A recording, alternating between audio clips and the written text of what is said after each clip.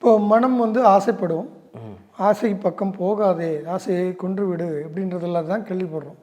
ஆனால் இந்த law of attraction வந்து ஆசைப்படணும்னு தான் சொல்லுது. இப்போ ஆசைப்படலாமா கூடாதா?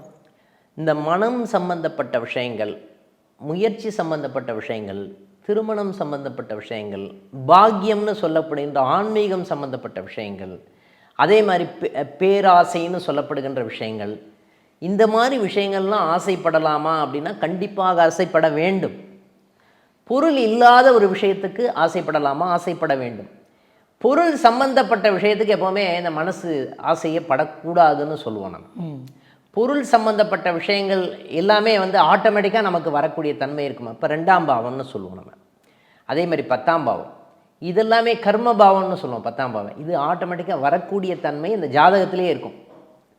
ஓகேங்களா? நான் வந்து மகிழ்ச்சியாக இருக்கணும், அதே மாதிரி எனக்கு நிம்மதி வேண்டும், இந்த மாதிரி விஷயங்கள்லாம் ஆசைப்படலாமான்னா கண்டிப்பாக ஆசைப்படலாம்னு சொல்லலாம். அதாவது அருள் சம்மந்தப்பட்ட ஆசைகள் இருக்கணும், பொருள் சம்மந்தப்பட்ட ஆசைகள் இருக்கக்கூடாது. பொருள்னா பணம் மட்டும் இல்லை, சொத்து, அந்த மாதிரி விஷயங்கள் சொத்து சம்மந்தப்பட்ட விஷயம் ஆசைப்படக்கூடாதுன்னு சொல்கிறீங்க. ஆமாம்.